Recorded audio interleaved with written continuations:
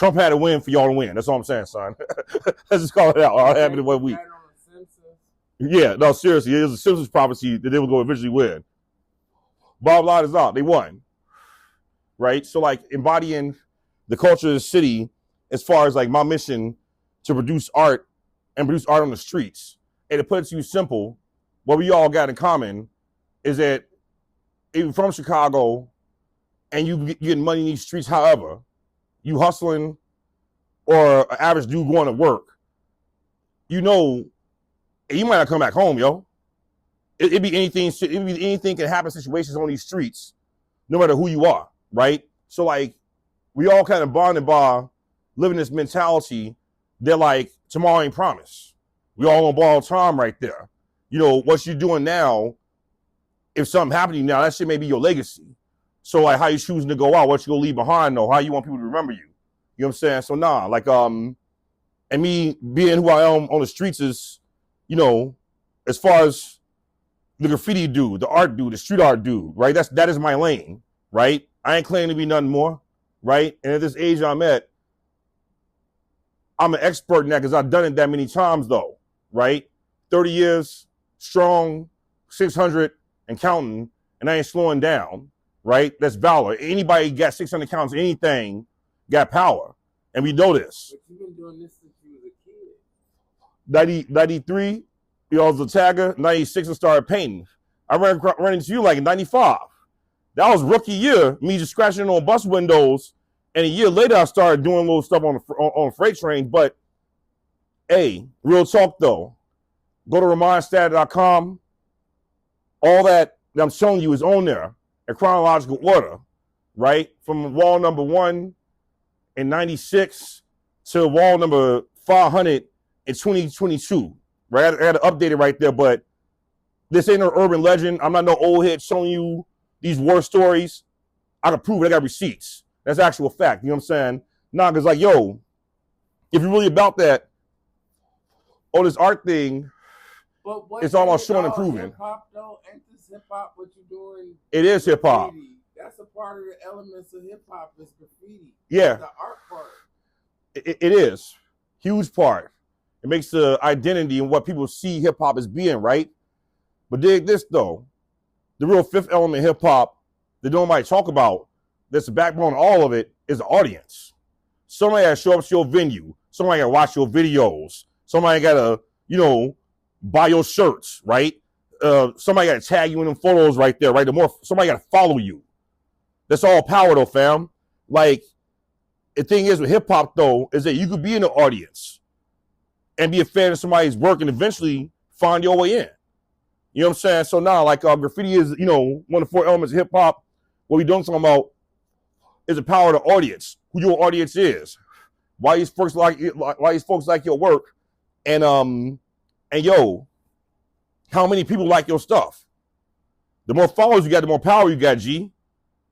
You know, that's faith. That's almost like a cult right there, right? So it's power behind people. Is that many people actually believe in you, and your name is in their mouth right there. You know what I'm saying? I'm just saying right now on the streets, these little ninjas dying over likes.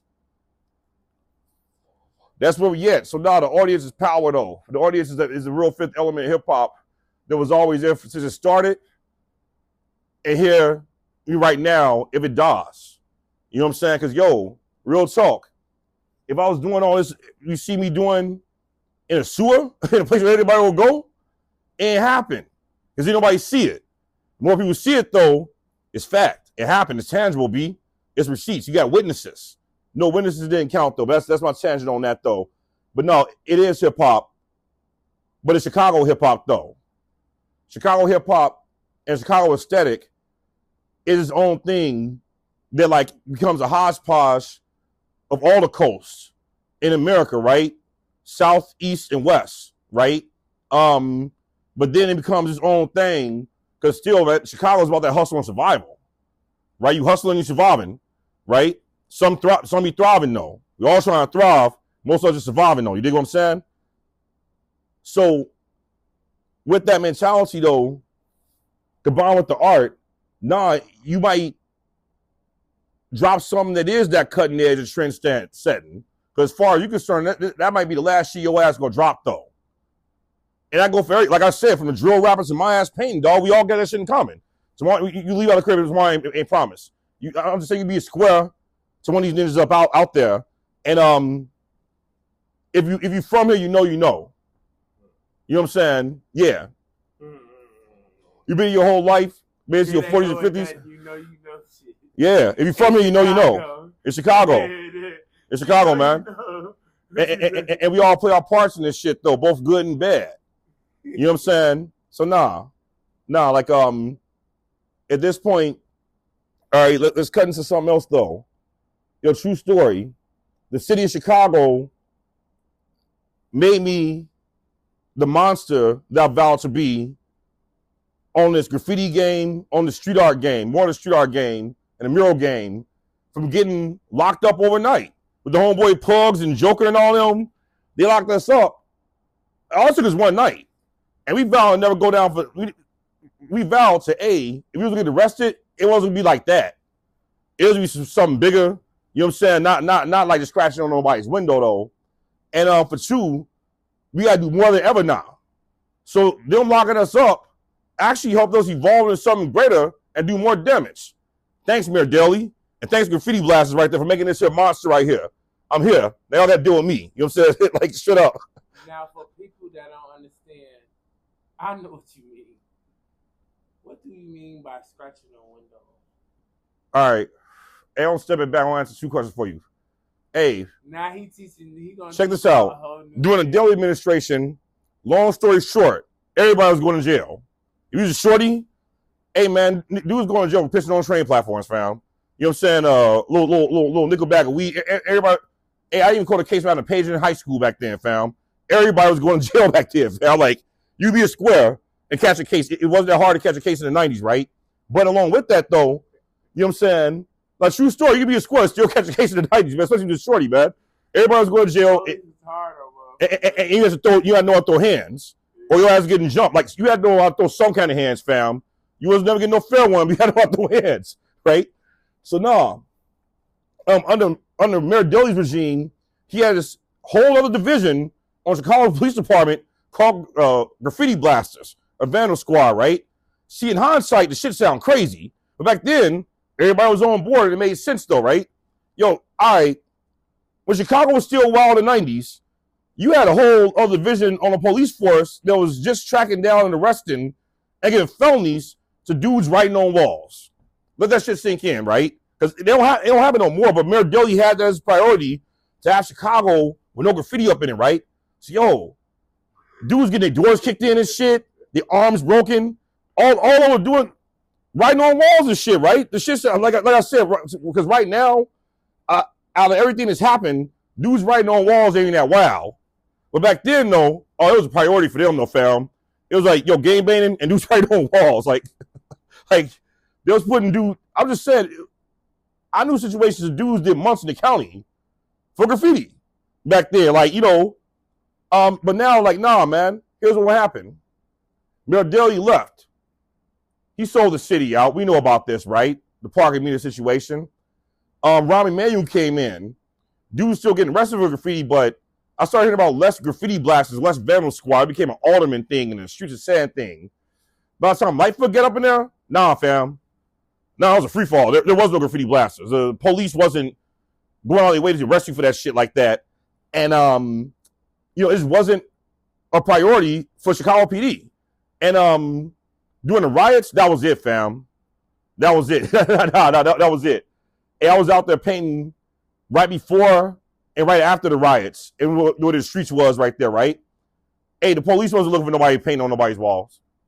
You know what I'm saying? Like, so basically, once the riots happened here, a whole other set of law enforcement priorities happened.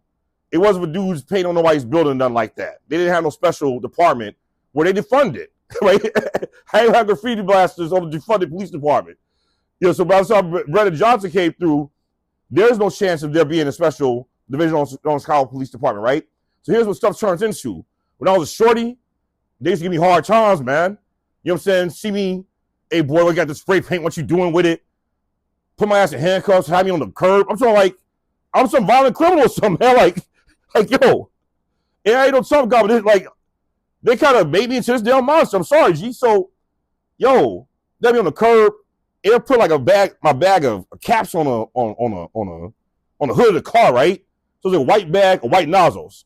Also, what do you got here? Like, throwing it down like it's somebody's work or something. Fam, it's just caps for spray paint, man. You don't know what you're looking at. And I'm talking about like on walls out permission, or do you still get harassed back then, right? So, yo, it went from me being a criminal as a shorty, right? So like now as an adult, man, hey man, with a changed political regimes, the police show up and want to hang out, man. And what you doing, man? I like what you're doing, man. Like, you just come in my garage one day, like, don't get rid of jobs and have intellectual conversations with you. Yeah, I've even smoked trees in front of the Chicago PD's police while painting right there, man. Like, you know, weed is legal now. I'm a square right now. Some years ago, hey, your boys committing multiple crimes, multiple misdemeanors the same day. In Chicago, the police was pretty rough. Yeah, it was illegal to have spray paint. For one. Yeah, they banned. Do they sell it in Chicago again now? On a low. You gotta know where to go. But it's on a low though. You know what I'm saying? I can't disclose. I'm not disclosing who I be buying paint off in the city, but on a low. You know what I'm saying? Like once again, you know. Or you can go to Evanston and pay a little tax. You be straight up there though. But like, you know, it's you could get it out in Lansing and stuff. Yeah, you gotta cross the border, but Evanston got the best. As far as you want to go to a suburb and buy some paint. You know what I'm saying? But nah. Now, what's your question again, man? So, what side of town did you come from in the city growing up? Yeah, I'm originally on the south side of Chicago specifically, right? Woodlawn, like 65th and St. Lawrence. You know, I moved over to 92nd and Yates for like from 1991 to like 2001. But I was born off 65th and St. Lawrence, right around the corner from James McCosh High School. You know what I'm saying? Right by Route 66, the Woodlawn neighborhood. For a second while I was a shorty also, we used to live on Ravenswood by the other end of the Brown Line right there, a mixed neighborhood. I used to go to this school called Oriole Park by O'Hare Airport. For a couple years I was a shorty too. But for the most part, I was raised off of, like I said, Woodlawn, South Chicago, Stomping Grounds, Hyde Park. You know what I'm saying? South Shore, the southeast side. But at this point, all the southeast side, even that shit by Indiana, in the Mexican hood. I get busy with all them dudes, man. Heggerich, you know what I'm saying? Yeah, operate, but still though, operate across the entire city of Chicago though too. So like, I'm from out south. But I ain't got no bias against the west side. You dig what I'm saying? I got many homies off the west side right there. You know, like me and you, we grew up on the south side, but we not west siders. No, we not west siders. But I ain't no south sider to turn my nose up at the west side like that. Because from the outside in, on them black side of town rivalries, that shit sound crazy, fam. All right, for instance, right? Anyone here cats from Baltimore talk like that. East Baltimore versus West Baltimore. All you see is black folks in the hood, though. You know what I'm saying? Homies from Detroit, same thing. You go there, that shit kind of look the same, though, man. And all you see is the same people, though. Our shit look just as bad to them. You know what I'm saying? Like, even in, Cali, right? South Central versus Compton, hey, man, it's still black folks in the hood, though, fam. You know what I'm saying? Dealing with these same situations right there. Well, one side may have better lawns and a few more people may own their property. It's still the same struggle. That's what I'm saying. It's still the same struggle right there. And be real with you, hey, man, anytime I have to throw hands, I guess because I'm from the south side, man. Anytime I'm throwing hands, got some wild situations, man, I should have been out south, right? Like out west, shit may look and sound wild, but, if they know you there for a good reason, cats will show you hospitality, though. You know what I'm saying? And I can speak for that, though. You know what I'm saying? They would want to have fun with you out west. That's what I'm saying.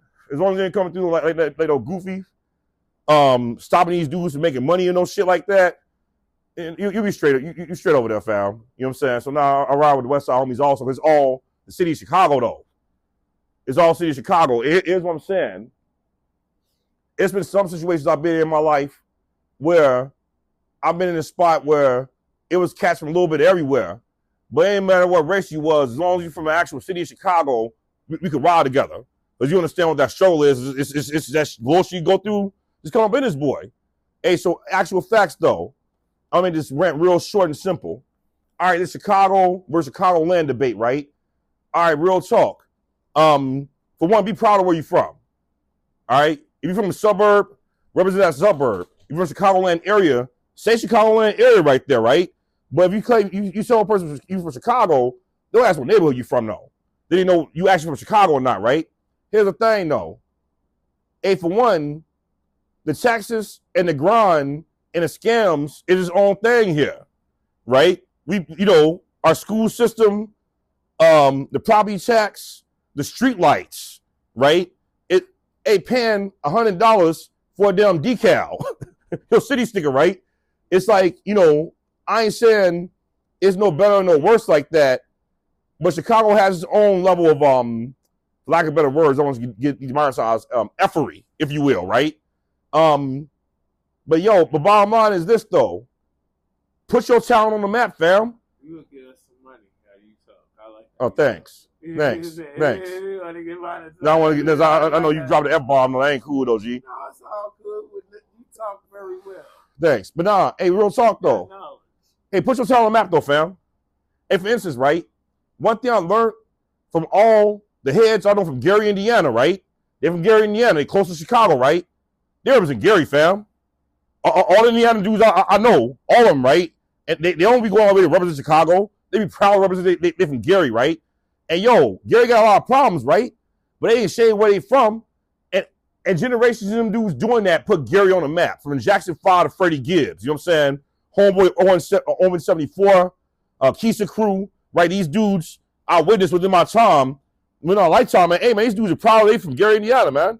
They represent Gary. They put Gary on the map right there. Now the world know Gary because them.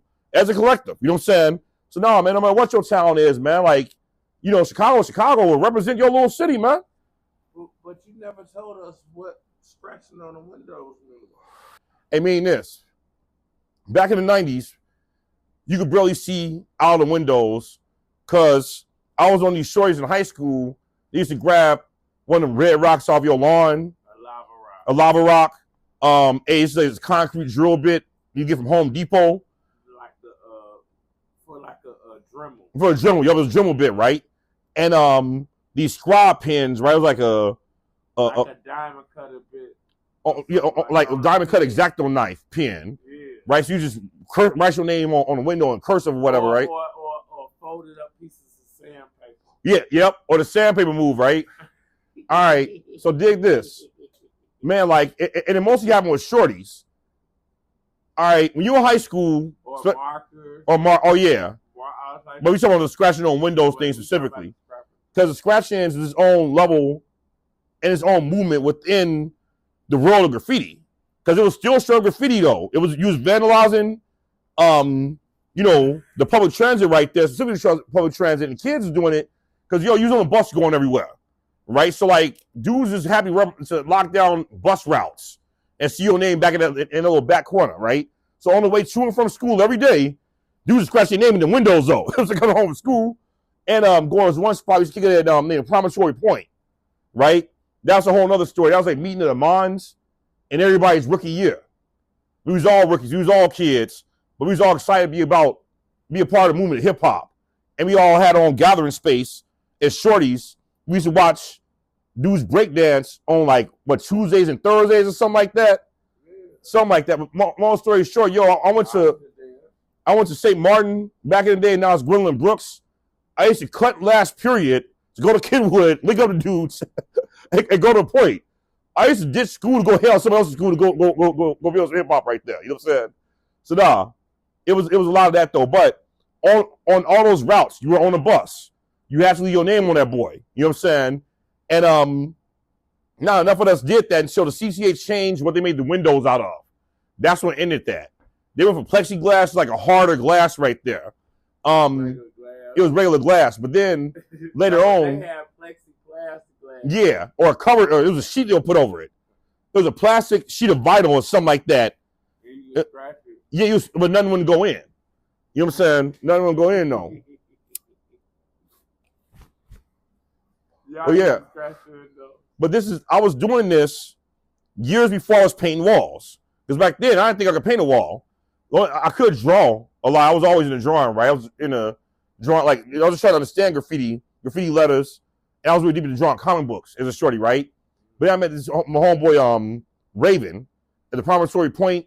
He ran a graffiti workshop, but like, he was the first actual real graffiti writer I met. That was out here bombing, put us on to that actual code of what graffiti is, what graffiti style is, how to draw graffiti letters right there, right? So like, before I was painting all these murals, you know, it was always the name Statik, right? Before I was doing the murals, I was doing graffiti. I knew how to draw before I did graffiti, but before I got into murals, I was a vandal, right? So what I learned from Raven is that a graffiti is this, in a nutshell, right? 2 definitions. One is your name on a wall. Your name on a wall, right? The way you write it, the way you sign and all that, right? So, yo, I can write Statik. You throw up GD and your pitchforks. It's all graffiti though, fam. It's actually all kind of connected. I'm not like, there's a street connection between, because some writers some game bangers did graffiti. Hey, man, like dudes kind of meet halfway over like, you know, yeah, it's a connection. It's not shit. Because you got to have permission on certain walls. All right, I'm going to jump on your head real quick. Actual facts. There was an indictment in Atlanta of a bunch of high-ranking GDs. Came back a situation of the extortion of Rick Ross, right? You all remember this, right? Hey, man, one of them dudes that was high-ranking over there, boy, was a brother Spike 153. He started Shot Rock Nation. He was a graffiti writer, bro. You know, like airbrush his ass off. The man was off the low end. He's a talented-ass dude, bro. You know, hey, free Spike 153, man. Straight up. He got locked up as a Rick Ross? Oh, that brother, yeah. Look it up, bro. Look, there's a Chicago factor in that, and that's one of the main Chicago dudes. It was down in Atlanta. You know what I'm saying? Hey, and I'm from Chicago, so it's what it is, fam. I'm from the black neighborhoods. A bunch of my best friends gang bang.